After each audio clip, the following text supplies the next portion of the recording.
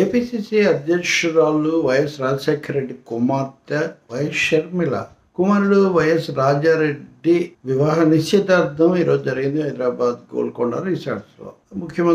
AP ముఖ్యమంత్రి ఆమె సోదరుడు వైఎస్ జగన్ భార్య సమేతంగా హాజరయ్యారు. అక్కడ ఆయన కాబోయే వధువరులను అభినందించడంతో పాటు అక్కడ తల్లిని ఆలింగనం చేసుకున్నారు, ఫోటో తీసుకున్నారు. ఆయన చెల్లెలు కూడా ఏదో ఫోటోలోకి రమ్మని చెప్పడం, ఆమె ఏమో ఉన్న చోటు నుంచి ఏదో స్పందించడం అది కనిపించింది. కానీ వాళ్ళ పత్రికలో చూస్తేనేమో ఫోటో పూర్తి గ్రూప్ ఫోటో ఉంది. ఇంకో పత్రికలో చూస్తేనేమో ఆమె ఖాతరు చేయలేదు, పట్టించుకోలేదు, ఇద్దరు కూడా పట్టించుకోలేదు, ఇలాంటి వాక్యాలు ఉన్నాయి. నా పాయింట్ ఏంటంటే పట్టించుకున్నారా లేదా అనేది కాదు. పట్టించుకున్నంత మాత్రాన మనం దాన్ని ఏం పట్టించుకోవాల్సిన అవసరం లేదు. పట్టించుకోకపోతే అది పెద్ద వార్త అని సంతోషించాల్సిన అవసరం లేదు. ఎందుకంటే అదే వాళ్ళ కుటుంబ వ్యవహారం, అది కూడా ఫంక్షన్, ప్రైవేట్ ఫంక్షన్. దానికి ప్రజలకు పెద్ద సంబంధమే ఉంది. ఈరోజు వాళ్ళు అలిగారు లేకపోతే ఒకరితో ఒకరు ఎడమొహంగా ఉన్నారని సంతోషిస్తే రేపు మళ్ళీ వాళ్ళు కలిసినప్పుడు విచారించాలా? రేపు పెళ్లిలో వాళ్ళు ఇంతకంటే కూడా కొంచెం క్లోజ్గా కనపడ్డారు అనుకుందాం, కొంచెం దగ్గరయ్యారు అనుకుందాం. ఉదాహరణకు విజయమ్మ తీసుకుందాం. అంతకుముందు చర్చిలో నూతన సంవత్సరం నాడు ఆ వేడుకల్లో క్రిస్మస్ నాడు ఆయన బలవంతంగా ఆమెకి ఏదో కేక్ తినిపించారు తల్లికి అన్నట్టుగా వార్త వచ్చాయి. నిజంగా కూడా అప్పుడు ఆమె ఎందుకో కానీ ముందు ఈయనకు పెట్టడానికి ప్రయత్నించారు. కానీ ఈరోజు పెళ్లిలో చూస్తే ఆమె చొరవ తీసుకొని కొడుకును దగ్గరకు తీసుకోవడం అది మనకు కనిపించింది. వీటన్నిటి గురించి నేను ఇంత వివరంగా మాట్లాడడం కూడా ఆసక్తి లేదు. కానీ ఎందుకు మాట్లాడుతున్నానంటే వీటి మీద కథలు అల్లబడుతూ ఉన్నాయి. అసలు వాళ్ళ ఫంక్షన్స్కు వెళ్ళటం ఏంటి, వెళ్ళకపోవటం ఏంటి, ఎవరిని పిలిచారు, ఎవరిని పిలవలేదు, జగన్ ఎంతసేపు ఉన్నారు, లేరు, ఆయన పిలిస్తే షర్మిల పలికారా లేదా, అవన్నీ మనకేం సంబంధం అండి. వాటి మీద ఎందుకు అన్ని వార్తలు పుట్టించాలి? రాజకీయంగా మాట్లాడచ్చు. ఆమె రేపో ఎప్పుడో ఇడుపులపాయకి వెళ్తారు షర్మిల, అక్కడి నుంచి పార్టీ బాధ్యతలు తీసుకుంటారు, ఇవన్నీ చెప్తున్నారు. వెల్,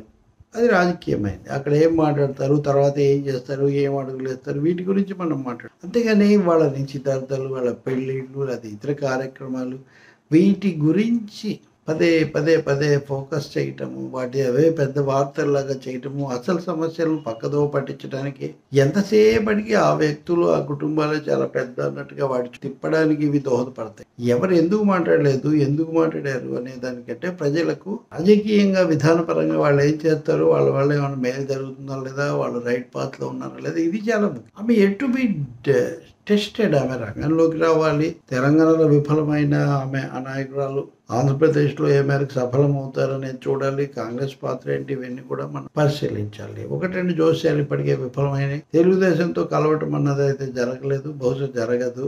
కాంగ్రెస్ ఎట్లా చేస్తుంది అనేది మనం చూడాలి. ఏం చూసినా చేసిన కాంగ్రెస్ ఏమి ఇప్పటికిప్పుడు తలకిందులు చేసేస్తుందని ఎవరు అనుకోవట్లేదు కదా. 3 ప్రాంతీయ పార్టీలు కూడా బీజేపీకి అనుకూలంగా ఉన్నాయి అన్నప్పుడు కాంగ్రెస్ లో ఉండే ఈమె తెలుగుదేశం క్యాంపుకి ఏం పెద్ద ఉపయోగపడగలుగుతారు?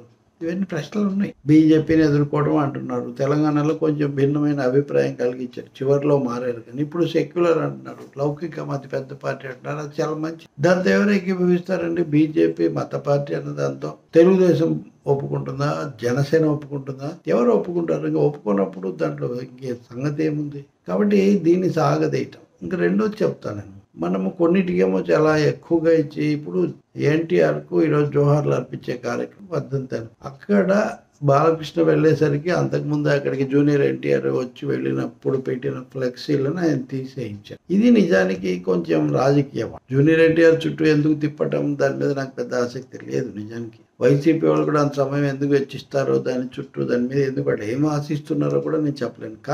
కానీ కుటుంబ పరంగా కానీ, వాళ్ళిద్దరు హీరోలుగా కానీ, బాబాయ్ అబ్బాయిగా కానీ ఈ జరిగింది కొంచెం ఆసక్తికరమైంది కదా, అంటే పరిశీలించదగింది కదా. మొదటి దాంట్లో అంచనా అన్నజనులు మాట్లాడుకున్నారా లేదా అది, కానీ ఇక్కడ స్పష్టంగా జరిగింది కదా. అంటే అది బాలకృష్ణ చేశాడా, అభిమానులు చేశారా, తర్వాత చూద్దాం. కానీ జరిగింది కదా. రెండో వైపున ఏం జరిగింది, జూనియర్ ఎన్టీఆర్ అభిమానులు వాళ్ళు అడ్డం తిరిగారు. ఈ బంధాలు ఇవన్నీ కూడా మిథ్యా, నువ్వే ముఖ్యమని ఆయన ఏదో సినిమాలో చెప్పిన డైలాగ్ అరవింద్ సమేత అనుకుంటా, దాన్ని తీసుకొని వచ్చి వైరల్ చేశారు. అదేమో అభిమానులు చేశారు, ఎన్టీఆర్కి సంబంధం లేదని. ఇక్కడ చూస్తే ఇది కూడా బాలయ్యకి సంబంధం లేదు, అభిమానులు చేశారు అనుకోవాలి. ఇక్కడైనా అభిమానులు చేసిన దాంతో వాళ్ళ హీరోలు విభేదిస్తే ప్రకటిస్తారు కదా. కానీ దీనికి ఏం ప్రాధాన్యత లేదు. ఈ వార్త ఎంతో కొంత క్రియ ఉంది ఇక్కడ. కొడాలి నాని ఇంకా ఇంకా ఆయన కూడా అంతే. ఆయన జూనియర్ ఎన్టీఆర్తో ఒకప్పటి స్నేహితుడు. ఇప్పుడు ఏం సంబంధం ఉందో లేదో కానీ ఆయన ఎప్పుడు జూనియర్ ఎన్టీఆర్ తరఫున మాట్లాడుతూ ఆయన సైన్యం తిరుగుతుంది, జూనియర్ ఎన్టీఆర్ అభిమానులు ఊరుకోరు అని చెప్తుంటారు. లక్ష్మీ పార్వతి కూడా ఏమి మాట్లాడారు. నిజంగా జూనియర్ ఎన్టీఆర్ ఏం పాత్ర నిర్వహిస్తారు, సూటిగా తెలుగుదేశాన్ని ఎదుర్కొంటారా లేదా, ఇదంతా వీళ్ళ ఊహాగానమే. నాకు తెలిసి ఆయన ఇలాంటి రాజకీయ పాత్ర ఇప్పట్లో నిర్వహించారు. ఇప్పట్లో అలాంటప్పుడు దాన్ని పెంచుకోవాల్సిన అవసరం లేదు. కానీ దాన్ని ఇటువైపు మీడియా, వైసీపీ మీడియా దాన్ని చాలా ఎక్కువ చేసి చెప్తుంది. అటు షర్మిల పెళ్ళిలో దాన్ని టీడీపీ మీడియా చెప్తుంది. నేను మొన్న చెప్పా కదా మీకు, ఇలాంటి అంశాలు మనం ఎలా చూడాలో అలా చూడాలని. ఈ రెండు కూడా రెండు ఎక్స్ట్రీమ్సే. నిజంగా జూనియర్ ఎన్టీఆర్ రాజకీయాలకు వచ్చి ఏదైనా చేయదలుచుకుంటే ఆయన తప్పకుండా చేయగలుగుతారు. ఇప్పుడు ఆయన చెయ్యరు. షర్మిల అన్నతో ఆమెకు తగాదా ఉన్న కాంగ్రెస్ నాయకురాలుగా ఆమె నిర్వహించే పాత్ర పరిమితంగా ఉంటుందనేది అదొక ఫ్యాక్ట్.